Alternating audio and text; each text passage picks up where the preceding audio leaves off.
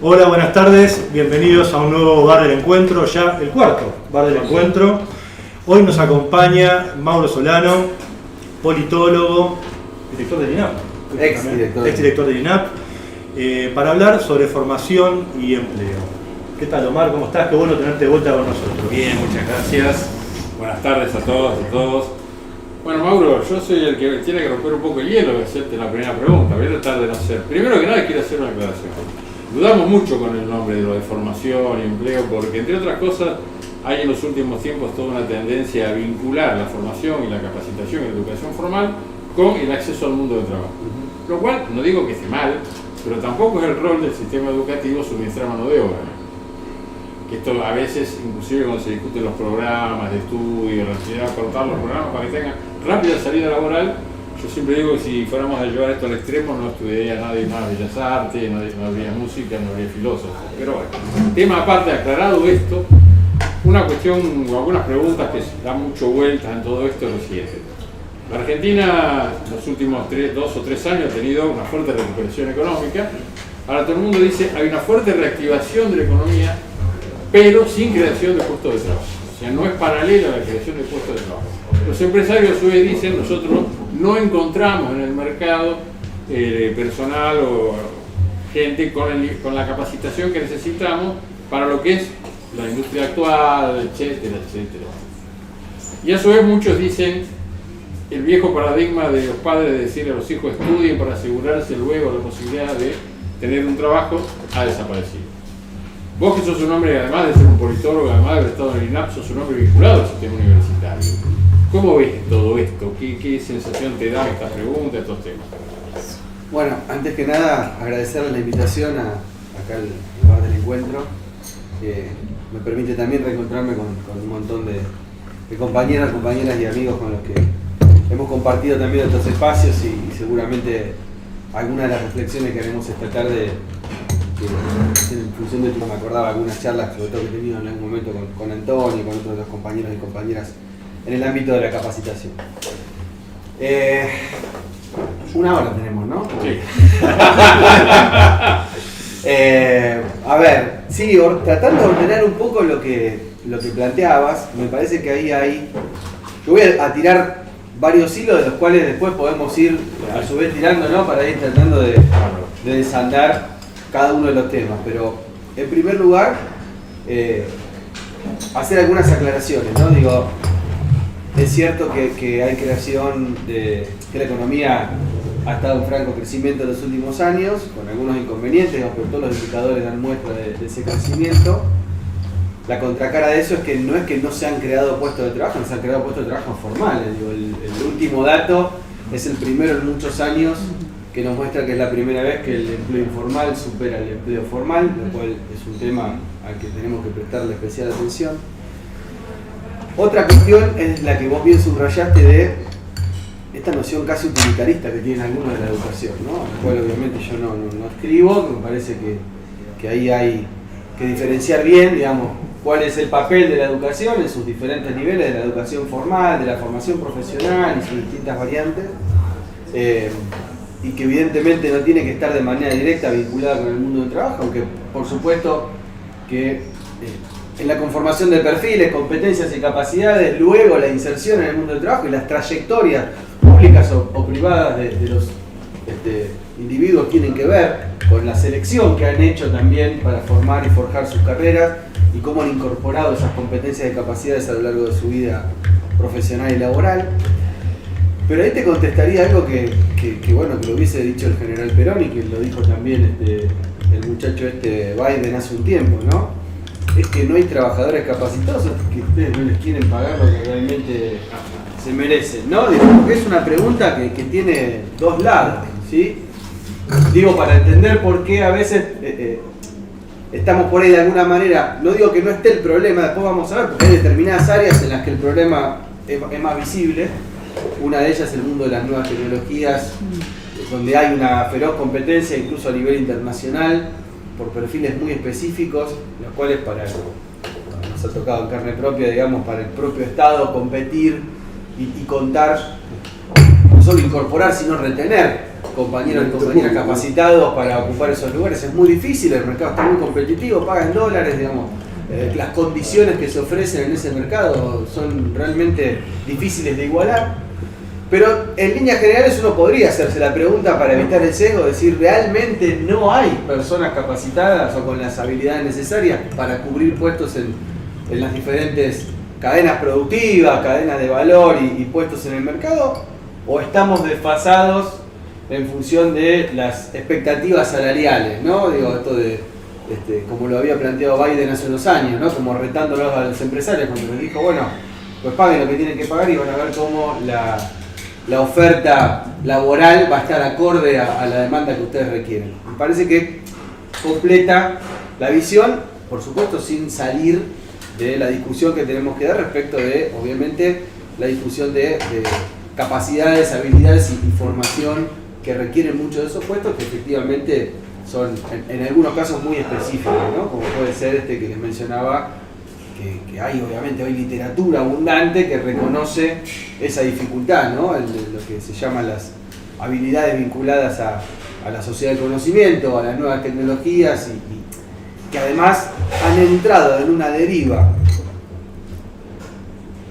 no sé si sorprendente, pero sí en algún punto, digamos, genera cierto temor la velocidad que tienen esos cambios, y me refiero puntualmente al ejemplo de la inteligencia artificial, sin ir más lejos. Hace 2 años o 1 año, si nosotros hacíamos esta misma pregunta, yo te podía decir, Omar, mira, hay literatura suficiente que dice que si vos querés más o menos tener un lugar asegurado en el mercado, bien pago, digamos, con competencia incluso a nivel internacional, estudiar programación, ¿no? En sus diferentes variantes. Hoy en día la inteligencia artificial está reemplazando la codificación, ¿no? Digo, los que saben utilizarla para eso están generando código, están corrigiendo código, con lo cual ya la pregunta ¿es la programación la carrera o es lo que se llama ahora el prompt engineering o el saber qué pedirle a la inteligencia artificial para, ¿no? Fíjense que estamos hablando de tiempos un año, o sea, 1 año atrás, antes que saliera el chat GPT o alguna de todas estas, cómo cambia, ¿no? Digamos, la perspectiva, cómo cambia sobre todo la prospectiva, ¿no? Cómo tenemos que encarar estas cosas para adelante. Y yo les decía recién, también, si bien soy un entusiasta, digamos, y me parece que es necesaria la convivencia con la tecnología y ver de qué manera la incorporamos, sí subrayo siempre 2 cosas. Una es críticamente, incorporar la tecnología críticamente implica preguntarnos qué y para qué, de dónde viene, qué hay detrás. No hay nada que sea inocente, ¿no? Lo sabemos perfectamente.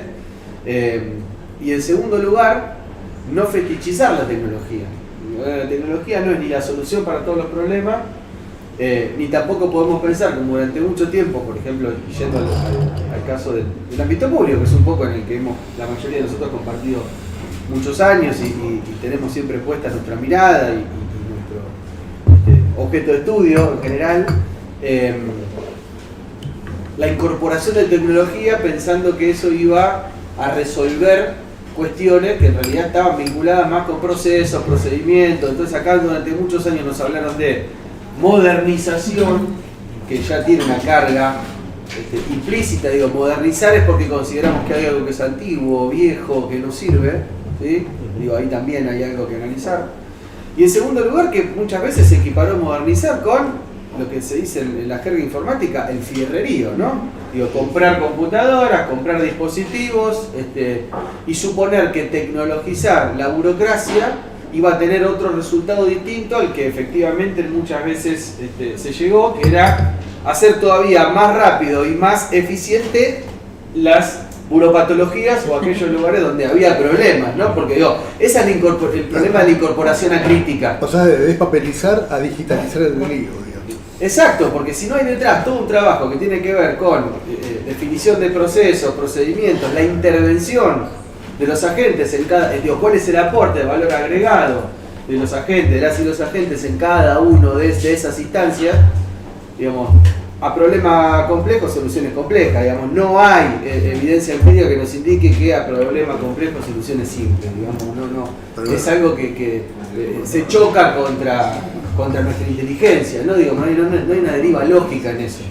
Y muchas veces la velocidad que tienen todos estos fenómenos hacen que no nos demos el espacio para tener este tipo de discusiones o este tipo de reflexiones, ¿no?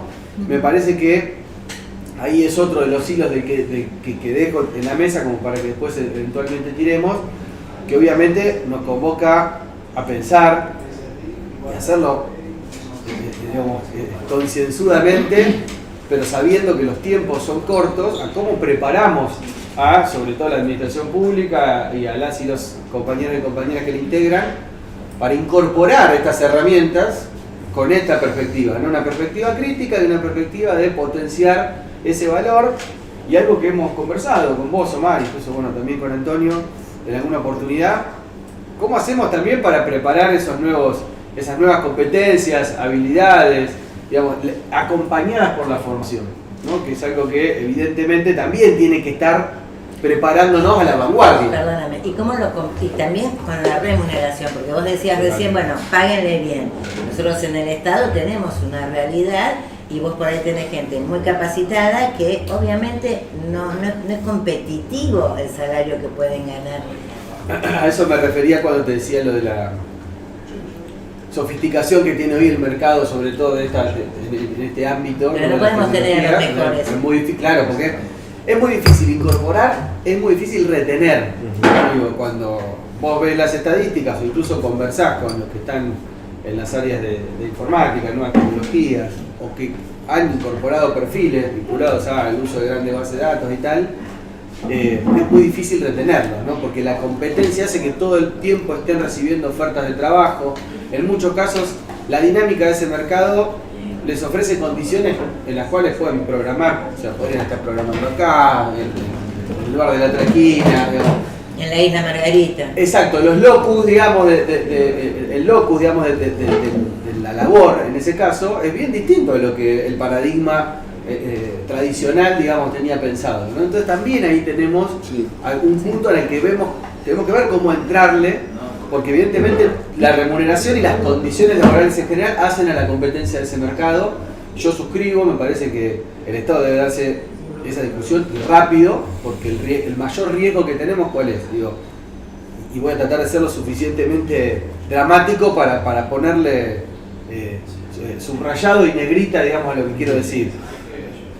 Si nosotros estamos frente a una sociedad a la cual el sector privado, porque puede competir en este aspecto en materia de condiciones laborales y de salario, desarrolla cada vez con más velocidad este tipo de instrumentos, de herramientas y le provee una cantidad de bienes y servicios a la ciudadanía que se acostumbra, y lo bien que hace, digamos, a recibir y a gestionar cosas por el celular, digamos, a tener un ida y vuelta mucho más rápido, eficaz, eficiente y tal, cuando se enfrenta con el Estado empieza a notar una diferencia cada vez más grande. Y ahí empiezan a aparecer algunas cosas que nos tienen que llamar un poquito la atención y generar cierta preocupación en el sentido de ponernos a trabajar. Leí hace unas semanas una encuesta de un colega presencial donde se evidencia, digamos, esta perspectiva que tiene la ciudadanía frente a la provisión de bienes y servicios del sector público y la que le ofrece el sector privado, ¿no? Digo, y sin ir a los números, digo, pero eran altísima la insatisfacción en el caso de lo público, y eso motivaba después a ir buceando un poco el porqué, ¿no? Entonces era la sensación, cuando uno iba desagregando las variables, de que más allá de que nosotros podemos entender a partir de sus políticas, de la amplitud, de la inversión que hace el Estado, que se trata de un Estado presente, la perspectiva de la ciudadanía muchas veces, en algunos aspectos, es cierta lejanía del Estado en estos resultados, digamos, en esta interacción. Y si encima nosotros no podemos incorporar y retener los perfiles que nos ayudarían a potenciar y a mejorar en general la provisión de bienes y servicios en combinación con el resto de las actividades que tiene el Estado, bueno, llega un momento donde tranquilamente podemos pensar en que se puede generar un colapso, porque ¿cuál es la lógica de la que hablábamos recién? Si en la cabeza de algunos las soluciones a los problemas del funcionamiento de la administración pública en general son a través de la tecnología desde el punto de vista fetichista, digamos, la incorporación acrítica, digamos, de los instrumentos, es muy fácil, ¿no? Porque ya lo hemos visto. Tercerizan, compran las soluciones, las aplican. Yo pregunto, ¿no? Y a los 3, 4, 5, 6 meses que están funcionando, ¿quién las mantiene? Sí, ese es un fenómeno que se vio mucho de... Claro, y eso termina en el colapso. Porque, digamos, cuando no están los recursos y las habilidades en el propio Estado, y eso lo hemos podido ver de la afuera, en un sentido, insisto, acrítico y pensando que se solucionan las cosas con la mera incorporación de tecnología, bueno, evidentemente estamos disminuyendo las capacidades estatales para dar respuesta a los problemas de la ciudadanía, en la provisión de bienes y servicios de calidad. Y ahí es donde terminamos de romper el vínculo que ya está bastante magullado entre lo público y las expectativas que tiene la ciudadanía respecto de eso público, con la gravedad, digamos, que en un contexto electoral, local y en un contexto internacional, en el cual uno ve que hay determinados movimientos ideológicos que nos llevan a satanizar y estigmatizar la idea de lo público, bueno, digamos, el peligro todavía es un poco mayor, ¿no? Y nos obliga a los que evidentemente tenemos una vocación por lo público y trabajamos para mostrar que en realidad, como dice Mariana Mazzucato, digamos, es a partir de la inversión del Estado que se han llevado adelante las mayores innovaciones en la historia y sobre todo en los últimos años, ¿no? No habría teléfonos celulares, no habría internet, digamos, si el Estado no hubiese hecho la inversión original y no hubiese puesto a disposición sus capacidades para que después eso se potenciara y fuera incorporado por el sector privado para generar otro tipo de soluciones. Entonces, cuando damos vuelta, invertimos los términos de esa ecuación y nos hacen creer que poner el carro delante del caballo lo va a hacer andar, y bueno, lo más probable es que terminemos en un gran lío, ¿no? Y eso es un poco, digamos, me parece el punto al que quería llegar con este subrayado, ¿no? Digo, mucho cuidado con pensar que la incorporación acrítica de la tecnología y de manera fetichista resuelve, de restarle capacidades al Estado en el apuro, de decir, no, bueno, démosle a la ciudadanía, modernicemos, incorporemos tecnología, compremos y que la cosa funcione. Porque que la cosa funcione, si las capacidades del Estado no están puestas para eso, derivan en un colapso. Digo, a mediano o largo plazo no hay solución. Si no tenemos los perfiles que acompañen eso, si el gran caudal, digamos, que tenemos nosotros de capacidades en la administración pública a partir de su recurso humano, digamos, que son los planteles con los que cuenta la administración, difícilmente vamos a poder creer que la simple incorporación de tecnología va a cambiar algo la provisión de bienes y servicios públicos. Se te va a enfriar el café. Entonces aprovechen a hablar un poco. Por eso, hablemos. No, yo lo que te iba a preguntar, ¿no? Porque el año pasado firmamos un convenio específico para los elencos estables del Centro Cultural Néstor Kirchner, ¿no? Que es algo muy importante porque también tiene una dinámica propia, y que también permite que nuestros artistas puedan crecer y desarrollarse y podamos tener gente capacitada, la mejor gente que podamos tener dentro de esos espacios. ¿Se puede pensar alguna especie de convenio propio? ¿Se puede pensar algo así para lo vinculado? Mirá, podría ser, lo estuvimos analizando un poco también en la comparación internacional, ¿no? Y hay como diferentes modelos. Digo, hay algunos que van más por el modelo que podríamos encontrar alguna similitud con lo que fue en su momento el cuerpo de administradores gubernamentales o el cuerpo de economistas de gobierno, ¿no? Para pensarlo desde ese lugar.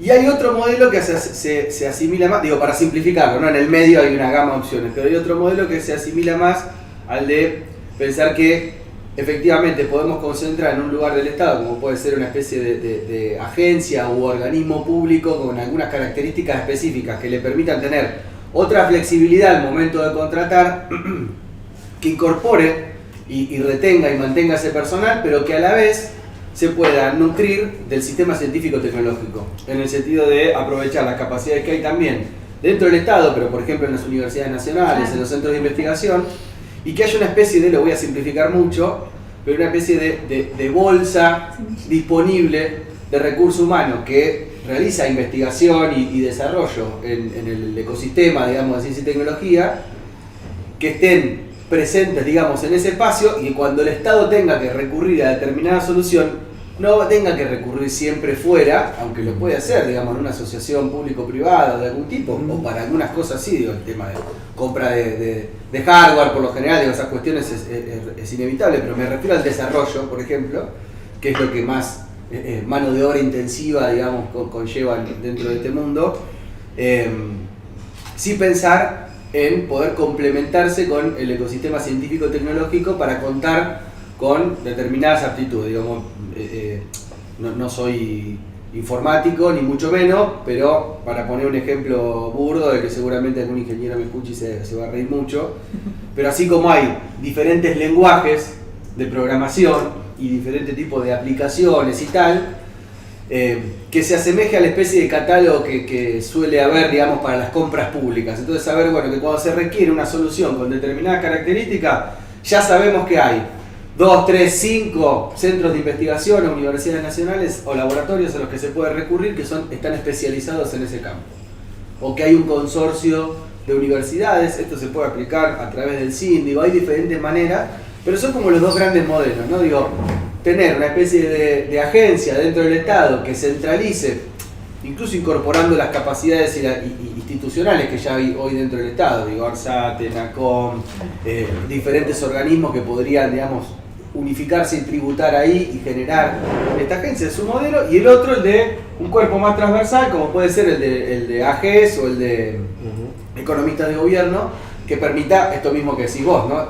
Tener, digamos, de alguna manera ciertos incentivos que permitan generar una competencia y poder retener al personal e incorporarlo, porque hay, y el otro hilo del que me gustaría poner en la mesa y podemos tirar, es la complejidad de lo público, ¿no? Digo, del empleo público en general, que esto para nosotros no es una novedad, pero que a mí me interesa mucho que podamos hacer un trabajo de desmitificación, porque digo, atrás de muchas de estas ideas que venimos hablando, hay una carga negativa que no es inocente, como les decía hoy, que identifica, para los que ya somos más grandes, al empleo público con la empleada de Gasalla, ¿no? Los jóvenes por ahí no saben de qué estoy hablando, digo, pero esta idea de la ineficiencia, ¿no? Digamos, del pedir siempre algo más, del entorpecimiento, de la burocracia en mal sentido.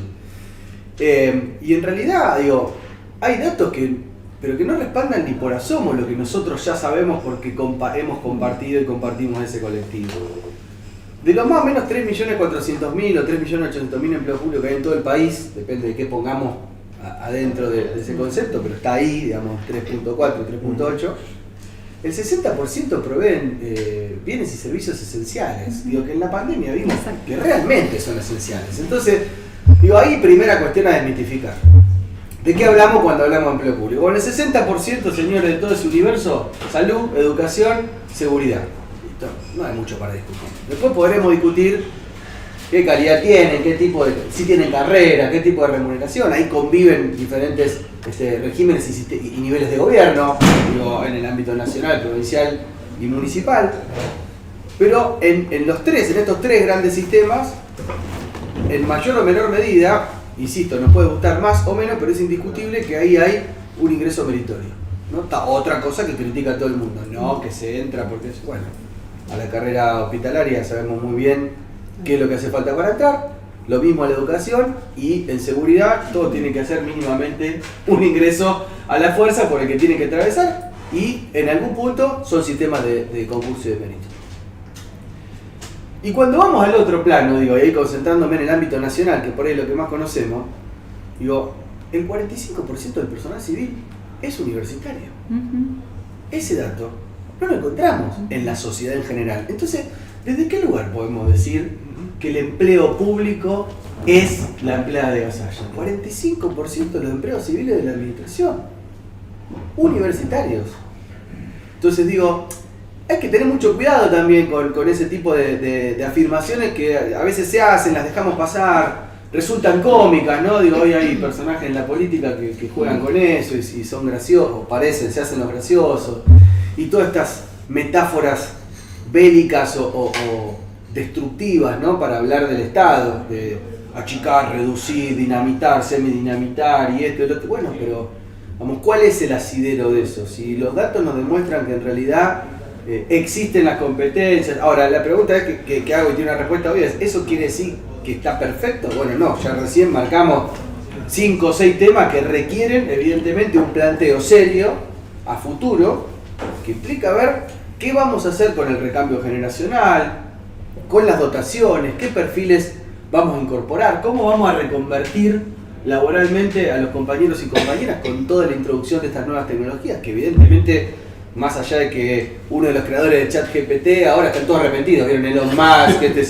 le piden por favor al Congreso de Estados Unidos, no, por favor, regulen, hagan algo. Bueno, claro, ¿no? Pero esto tiene que ver un poco con lo que decía al principio. No dejemos que siempre el Estado esté a la saga, pongamos al Estado a la vanguardia, discutamos estas cosas, preparémonos, discutamos en qué condiciones, en qué situación están este 45% de compañeros y compañeras universitarios. Bueno, ¿qué otras competencias y aptitudes requieren? ¿Cómo los vamos a acompañar? ¿Cómo los vamos a acompañar desde la formación y desde la capacitación? ¿Cómo los vamos a acompañar gremialmente?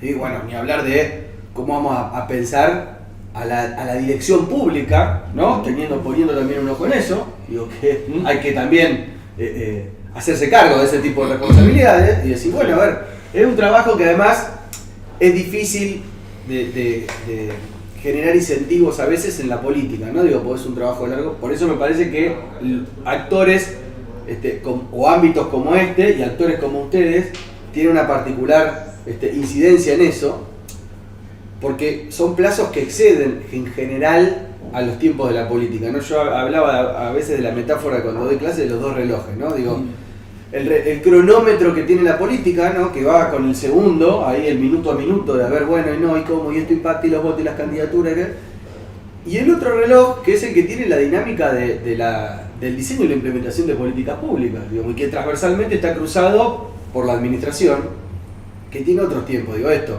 planificar dotaciones, pensar a futuro, capacidades, cómo trabajamos, qué hay en el nomenclador, en qué punto, digamos, tenemos que empezar a reflexionar sobre modificaciones en esas cuestiones, incluso discutir mano a mano con los colegas y compañeros y compañeras de las universidades, digo, sentarnos con el CIN, con los rectores y bueno, cómo estamos preparando, qué hacemos, cómo acompañamos, con extensión, con posgrado, ese tipo de puentes que a veces es necesario establecer y que, insisto, no en todos los casos, porque habrá seguramente funcionarios y gente en la política, y me consta que están preocupados por esos temas, pero habitualmente la agenda, el seteo de la agenda, a veces la coyuntura, y sobre todo en un país como la Argentina, nos pasa por encima. Y el principal peligro de que eso suceda es que nos terminen siempre agarrando frío, ¿no? Y vuelvo al origen de la charla. Entonces de repente aparecen las soluciones mágicas. No, bueno, entonces no hay nadie en condiciones de hacer esto, listo, venga, OpenAI Incorporated y aplique una solución que además después son todas universales, ¿no? Y después ninguna aplica a cada una de las cosas y las especificidades que tiene el trabajo en la administración y el diseño y la implementación de políticas, ¿no? Nada es tan universal como para importar sin más, ¿no? Decir, bueno, tomo esto y lo aplico acá. Entonces ahí otra vez, el valor de lo situado, la importancia de la incorporación crítica y situada. Esto, ¿en qué contexto lo voy a poner? ¿Para qué? ¿Con qué perspectiva? Me parece que son todas puntas, digamos, que hoy requieren que desde algún lugar en la agenda de discusión pública alguien las esté planteando, ¿no? Porque de lo contrario, insisto, me da mucha pena y me genera mucho temor también a la vez que la discusión sobre el estado de la administración se banalice y termine siendo, por un lado, la típica discusión fiscalista a la que ya estamos acostumbrados de hace décadas, que cuando se aplicó no resolvió nada, todo lo contrario, y por otro lado, esta más disfrazada de novedad, que no deja de ser, digamos, el mismo argumento, digamos, revestido o un poquito maquillado. Con un poquito más de algoritmo. Exacto, ¿no? Digamos, bueno, no, directamente no, digitalicemos todo, ¿para qué necesitamos al Estado? Si en realidad todo esto en un futuro termina... Bueno, les cuento que no va a ser así, o sea, y por eso está toda esta gente tan preocupada, ¿no? Digo, los mismos que han creado esto, diciendo, bueno, a ver, paremos un poco la pelota, reflexionemos, ¿dónde están los peligros, dónde están los desafíos? Porque me quedo con una frase de Saltman, que es uno de los creadores de ChatGPT, ayer o antes de ayer en el Congreso de Estados Unidos, que dijo: esto puede ser muy bueno, pero si sale mal puede ser terrible. Entonces, digo, ahí es donde, imagínense que la semana pasada participé de un evento donde había colegas de otros países, de la Unión Europea, incluso de Estados Unidos. Claro que la verdad que están muy anticipados en la discusión, y eso es lo que también a mí me genera cierta ansiedad, ¿no? Porque ellos ya están discutiendo, por ejemplo, cuestiones vinculadas a la propiedad intelectual de aquellas cosas que se producen con la inteligencia artificial. Y nosotros todavía hoy en Argentina no tenemos gobernanza de datos, no tenemos muchos avances en ciberseguridad. Tenemos organismos públicos que no interoperan, que no comparten base de datos. Los datos que tenemos, algunos son, de dudosa credibilidad. Los registros administrativos no los usamos bien. Entonces, nos dimos cuenta con la pandemia que a un montón de gente no la teníamos ni en el radar. Entonces, imagínense poner encima de ese collage la inteligencia artificial. Y no pinta muy bien. No pinta muy bien. Entonces digo, tenemos que acelerar porque la cosa viene rápido y no estamos muy preparados. Y lo peor que nos puede pasar es que nos tome desprevenidos. Unos saluditos que nos están mandando antes de que Omar iba a decir algo, estoy segura. Didascaleia, que no sé de dónde es. Didascaleia, si querés decirnos de qué delegación sos.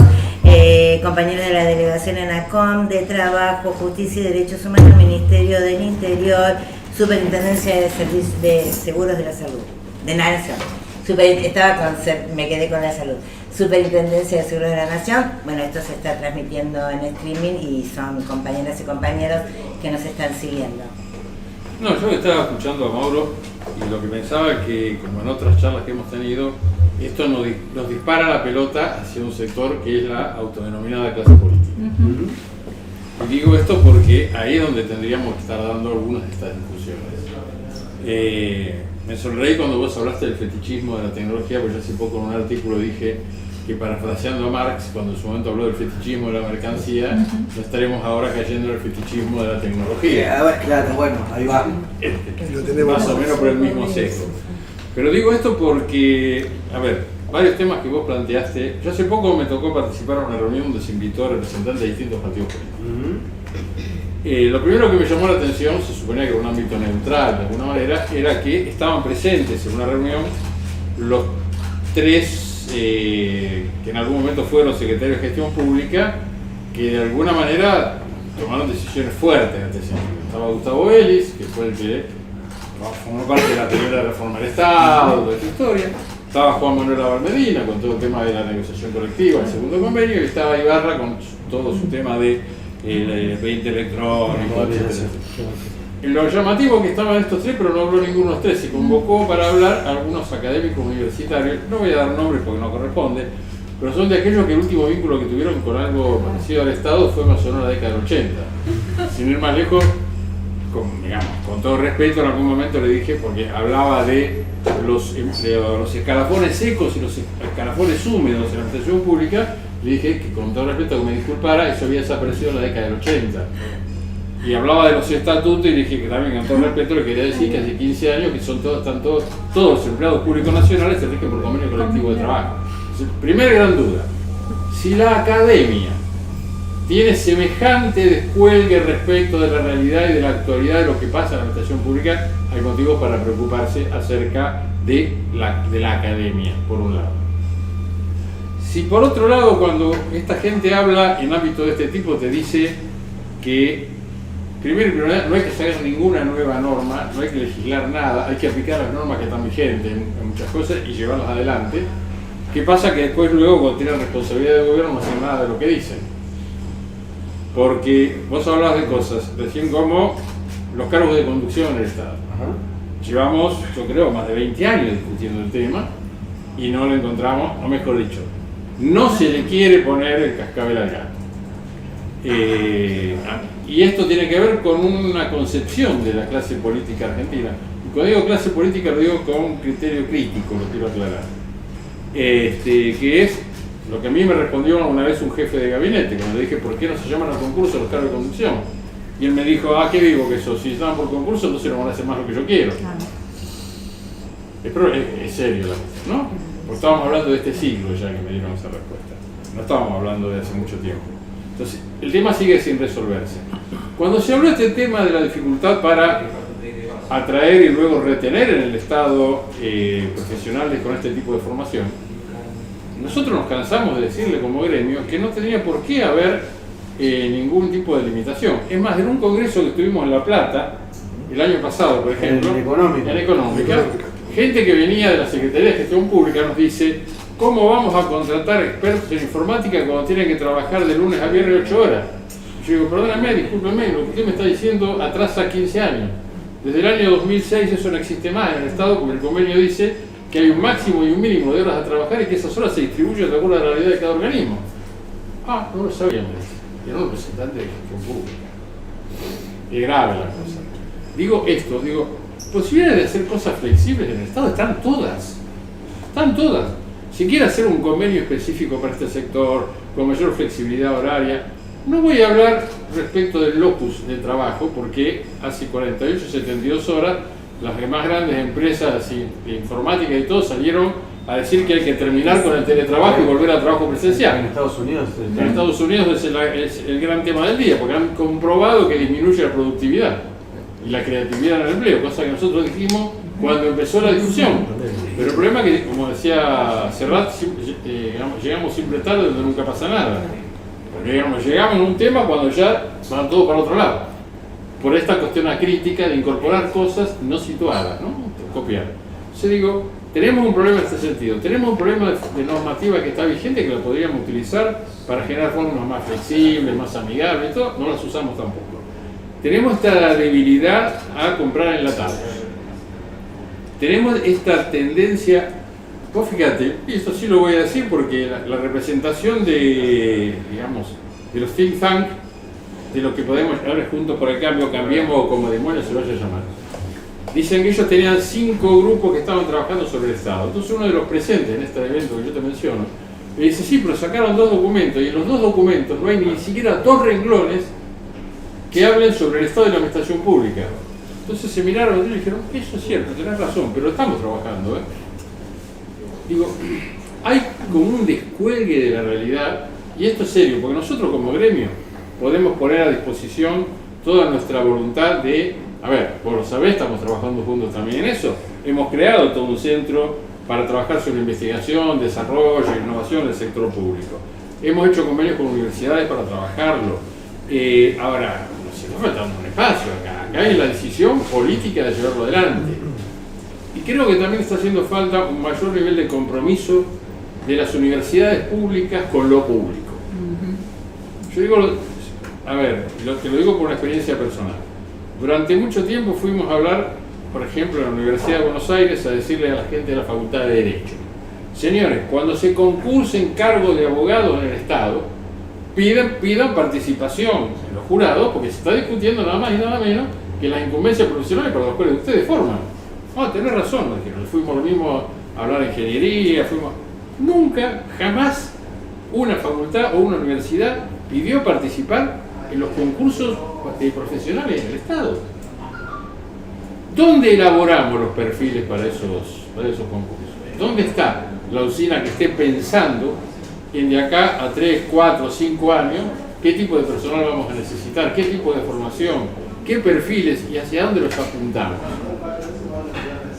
Nosotros tuvimos un trabajo en el FOPECAP durante tu gestión en INAC que tuvo una característica, pero no era la característica que teníamos hasta ese momento.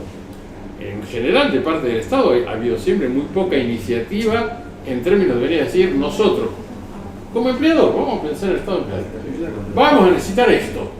Por lo tanto, hay que capacitar a los trabajadores en esto. El 70% de lo que sale por el FOPECAP son propuestas hechas por los gremios. Y digo por los gremios porque soy generoso. Me parece que tenemos un problema grave en, si lo querés llamar así, la modernización o la actualización en su capacidad, de perspectiva y de pensar el país a 5 o 10 años de nuestra propia clase política. Creo que ahí tenemos una gran discusión. Porque la primera pregunta que yo te hice con trampa es, cuando se piensa la educación como una fuente rápida de generar mano de obra calificada, es un problema político. Es un problema político. Estamos comprando un verso de lugar. Cuando se asume, hace poco tuvimos una charla de café en el Ministerio de Educación. Y hablábamos ahí y se decía, bueno, sí, es cierto, nosotros reconocemos que la mayor parte de los chicos hoy salen de la escuela primaria sin saber leer y sin saber las operaciones básicas. Y hay docentes universitarios que nos dicen, los chicos llegan a la universidad y no saben leer porque no saben hacer interpretación de textos. Y los funcionarios políticos dicen, sí, es verdad. Entonces uno dice, ¿ustedes para qué están? Al diagnóstico. Claro, hay mucho diagnóstico, Eso es cierto. pero no hay una acción concreta o no se generan de última instancia los espacios de diálogo, que es lo que nosotros ahí decíamos. Caray, el ministro de Educación podría llamar a todos los gremios docentes para que la paritaria no sea solamente cuál va a ser el salario de este año. ¿Qué pasa con los programas de estudio? ¿Qué pasa con la incorporación? ¿Qué pasa con la formación? ¿Es verdad que los chicos en el Gran Buenos Aires, las escuelas siguen siendo el lugar donde los pibes van a comer nada más? Bueno, ¿cómo salimos del tema? Porque yo entiendo que tienen que comer, pero ¿qué estamos formando de acá a 20 años? No sé. No, a ver, yo en líneas generales coincido con lo que planteás. Ahí, solamente para meter algún bocadillo, digo.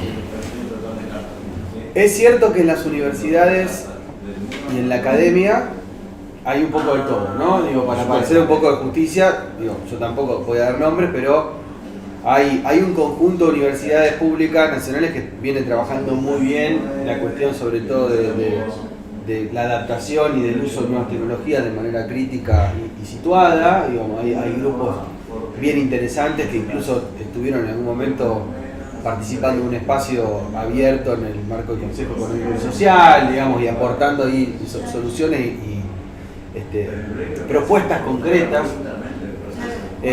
Es cierto también que en la academia todavía hay mucho dando vuelta desactualizado, ¿no? O vendiendo libretos, los mismos libretos, como bien decías vos, de hace muchos años. Ahí me parece que hay una cuestión también de incentivos, de cómo abrimos espacios, de cómo generamos el trasvasamiento que naturalmente debería darse. La academia también a veces tiene una lógica muy endogámica, esto lo digo, digamos, críticamente, de hablarse a sí misma, ¿no? Yo produzco el paper, yo produzco esto, me leo en mi comunidad, y lo que pase afuera en el Estado. Estamos todos de acuerdo y con eso es suficiente. Entonces hay a veces, digo, hay que reconocerlo, entonces hay que vencer esa endogamia. Por eso es importante lo que yo les planteaba hace un rato, esto de tender esos puentes, ¿no? De que haya vínculo entre el Estado, digo, y las universidades son el Estado. Claro. Entonces, Hace entre el Ejecutivo, la Administración Central, si se quiere, entes descentralizados y tal, y las universidades nacionales, y en general el sistema científico-técnico, ¿no? Más allá de las universidades nacionales.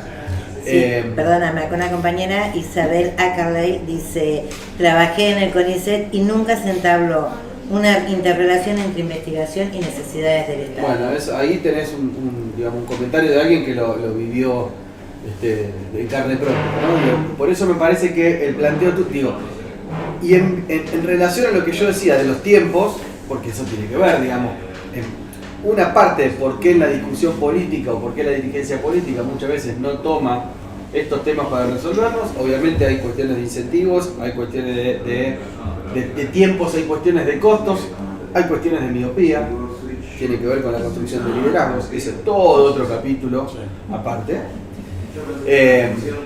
Pero sí coincido con vos en que debiera el Estado darse esos espacios que estén desenganchados de la lógica del funcionamiento cotidiano, en la cual la verdad que la vorágine de la gestión te pasa por encima, y puedan tener la posibilidad de, lo que decíamos al principio, parar la pelota y decir, bueno, a ver, nosotros de acá para adelante, ¿qué vamos a hacer con esto? Porque va a venir.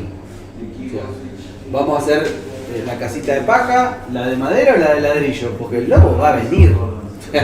Indefectiblemente. Entonces, a ver, nos preparamos, improvisamos, ¿qué hacemos? Como solo no lo podemos resolver, llamemos a las universidades, llamemos a la sociedad civil. Otra cosa en la que coincido con vos, estamos sobrediagnosticados. Y hay un montón de lugares donde nos sentamos, compartimos los diagnósticos, bueno, pero ¿cuándo pasamos a la acción? ¿Qué hacemos? ¿Qué decisiones tomamos? Y ahí le corresponde a la política, obviamente, la última ratio de la toma de decisiones, que debiera ser una toma de decisiones además informada, basada en la evidencia, informada, escuchando a los diferentes actores que tienen que intervenir, pero también del resto de los eslabones que debieran compartir ese espacio y hacer un aporte. Porque digo, esto que decíamos recién de las universidades y del sistema científico-tecnológico, son parte del Estado. Entonces, cuando hablamos del Estado en sentido amplio, bueno, también las ubicamos ahí. Entonces, tienen que tener esa responsabilidad, ¿no? De hacer, y muchas quiero ser justo con esto, muchas las hacen, quizás hay que invitar, digamos, a abrir estos espacios y que esa colaboración sea mucho más fluida, más frecuente y también con una responsabilidad, ¿no? Decir, bueno, hay que sentarse y hay que trabajar. Lo que decías vos, bueno, tenemos, y acá quiero hacer un paréntesis para contar una infidencia que yo estoy trabajando en una ONG que se llama CIPEC, que tiene un proyecto este año que se llama Democracia 40, que por los 40 años de democracia está trabajando en 10 ejes que en realidad son 10 propuestas, ya no diagnósticos, ya partimos de un diagnóstico sencillo porque hay información, digamos, y diagnósticos un montón, pero tratando de enmarcar los temas y proponer soluciones. Bueno, a mí me toca trabajar, yo estoy trabajando 2 de esos 10 ejes, uno es empleo público, el otro es gobernanza de datos para la transformación digital, porque yo les invertí, digamos, no quiero trabajar transformación digital si primero no me preocupo por esto que les decía hoy, que haya cultura del dato, que haya interoperabilidad, porque ¿dónde vamos a poner la transformación digital? Bueno. Y en materia de empleo público, y por eso lo traigo, muchas de las cosas que mencionaste están, digamos, en ese planteo. Digo, ¿cómo puede ser que el cumplimiento de la norma? Digo, empecemos por ahí. Digo, la norma está, cumplámosla. Y veamos en el cumplimiento de la norma si hay que modificarla. Alta dirección pública o dirección pública, como le quieran llamar, digamos, también tenemos la pelea semántica, bueno, dirección pública. ¿Qué hacemos con eso? Pero digamos las cosas, hablemos con la realidad sobre la mesa. Entonces, ¿tienen que ser concursados todos los cargos? Y capaz que no, digamos, capaz que tiene que haber cargos de confianza y cargos de responsabilidad que tienen que ser concursados, que tienen que tener estabilidad, ¿sí? Y que evidentemente tenemos que trabajar en ese plan. Entonces, esto de que es todo blanco o negro, todos por concurso, o para la política todos, digamos, de confianza, bueno, no funciona, bueno, sí funciona, termina como está. Yo pensaba en esto que vos decías al principio y que hace 20 años que trabajo en esta, digamos, en esta secretaría y Omar, desde que lo conozco, viene machacando con lo mismo. Me parece muy importante el tema de lo que vos planteaste de Gasalla, que todavía hoy se escucha, ¿no? Se lo conté también a Antonio, en una diplomatura cuando vino un profesor y dijo, no, porque los empleados, perdón, ¿cómo? Y una universidad pública, no importa. Lo que quiero decir con esto es que me parece que, y vos traes también el tema del empleo público y de las normas, yo lo que creo y que se observa es el disciplinamiento que hay. En realidad, no tratar, ver el tema de la EDP, no tratar de qué manera hablamos la realidad para poder realmente dejar de utilizar la discrecionalidad política, es no una falta de, digamos, solamente de decisión política, sino también que yo digo que es una práctica que viene mucho antes del 2001, pero más del 2001, que digamos, en la pandemia mismo lo vimos, solamente los empleados de las empleadas públicas pudieron sostener el Estado. ¿Pero por qué? Porque siguieron trabajando e implementando las políticas públicas porque tienen mucho más allá que el trabajo, tienen una vocación de servicio. Totalmente. Y lo que pasa con los trabajadores y trabajadoras, y ahí estamos los gremios y creo que estamos trabajando mucho en eso, de hecho, en lo que dice Omar, no se necesita nada, nuestro convenio por colectivos de avanzada en un montón de aspectos, de ampliación de derechos también, es hacerlos tomar conciencia de la importancia de ser trabajadores públicos, porque muchas compañías y compañías les da vergüenza decir que son empleados públicos, y tiene que ver con un disciplinamiento que sí viene de la política. Y ahí es donde nosotros, como ciudadanas y ciudadanos, tenemos que trabajar. Y yo creo que lo que hay que hacer es reconciliar al pueblo con las instituciones del Estado, porque lo que se está tratando es de no democratizar las instituciones. Y ahí es donde fracasa no es la política, donde fracasa la democracia. Entonces es importante, digamos, preservar sobre todo siempre al trabajador y la trabajadora pública. Y esto hay que trabajarlo y hay que militarlo con el vecino, con la familia, cuando uno se sienta. ¿Entendés? Que ningún trabajador, ya sea hasta de las fuerzas de seguridad, se sienta mal por elegir trabajar en el Estado. Y creo que desde ahí vamos a empezar a reconciliar realmente esto que nos pasa, porque si no nos van a seguir. Y por eso yo les decía esto de trabajo que tenemos que hacer para desmitificar, ¿no? Y es un trabajo, digo, lo tenemos que tomar es como... el empleador más poderoso. En todas las economías del mundo, el mayor empleador es el Estado. Entonces también digo, cuando vemos los agregados comparados, yo he escrito notas sobre eso, para decir, bueno, dejemos de discutir. Sí. Los países del primer mundo tienen más empleado público por habitante que nosotros. Sino que tiene el poder. Y de hecho, es la historia de la política, ¿no? Entonces, bueno, el límite no es solamente con las garantías constitucionales a los efectos de garantías individuales, sino que esto es una garantía colectiva, porque que nosotros no podamos tener esta especialización para poder trabajar con compañeros y compañeras que trabajan en el Estado con inteligencia artificial es que atropellen libertades al día de mañana. Es a propósito, es que el Estado deje de servir. Y viste que ¿no? el caos es organizado, o sea, nunca queremos que Lo que pasa es que incluso en la distancia que vos señalabas entre la práctica cotidiana, digamos, de la ciudadanía con lo privado y las dificultades en el engarce con lo público, cosa que es real, digamos, que uno la ve todos los días, independientemente de los sacrificios que hacen nuestros compañeros laburando en el Estado todo el tiempo, todavía nuestra comunidad sigue reclamándole al Estado determinadas cuestiones hasta cuando esa mediación privada fracasa. Y si no, que me vengan a hablar todos los compañeros que trabajan, por ejemplo, en el ENRE, el ente regulador de energía eléctrica, frente a la inoperancia de los privados en la concesión eléctrica, digamos. Es el Estado el que recibe esa demanda y la recibe porque de alguna manera, más allá del problema Gasalla, que yo concuerdo, digamos, de alguna manera hay un reclamar a alguien que sienten como propio.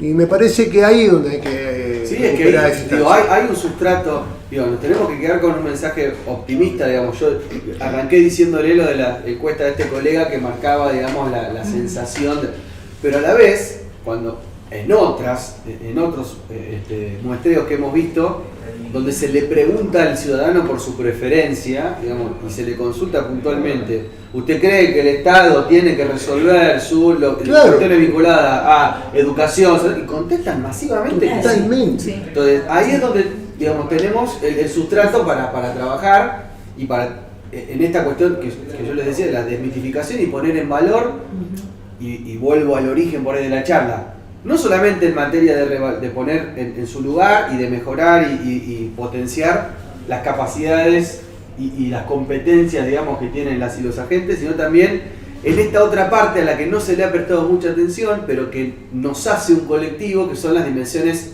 ético-institucionales, ¿no? Esto que por ahí decíamos, digo, el valor de lo público, de trabajar por lo público, de saber que estamos trabajando, aportándole a un bien que es el bien general, digamos, que estamos haciendo ese servicio público desde el lugar que nos toque estar. Sí, obviamente que hay mucho trabajo por hacer. Digo, vos mencionaste un área clave, digo, entes reguladores. Bueno, ahí hay muchos compañeros y compañeras que están en una situación de absoluta precariedad e ilegalidad, digamos, porque en la constitución original de esos entes se los pensó de una manera tal que genera hoy esa situación, ¿no? Y como decía recién, como el caos no es desorganizado, obviamente que detrás de eso hubo una intencionalidad. Sí, y no solo pensar el Estado como un proveedor de bienes y servicios. O sea, nosotros el Estado lo concebimos como un motor de un proyecto nacional y regional. Si no, vamos a empezar a correr el riesgo de comprar algún enlatado que nos sirva para que el servicio o el bien llegue más rápido o mejor, y eso lo vamos a comprar llave en mano. Y la llave tiene el dueño. Discúlpame. No, digo, siguiendo el hilo de toda la charla, se me ocurre pensar, digamos, como críticamente, digamos, ¿no? Cada que piensa de verdad es el... Sí, ya lo sabía. Pero tenemos un filósofo. Yo vine a escuchar Y no, fue está bien que lo haga al final, porque seguramente va a ordenar todo esto.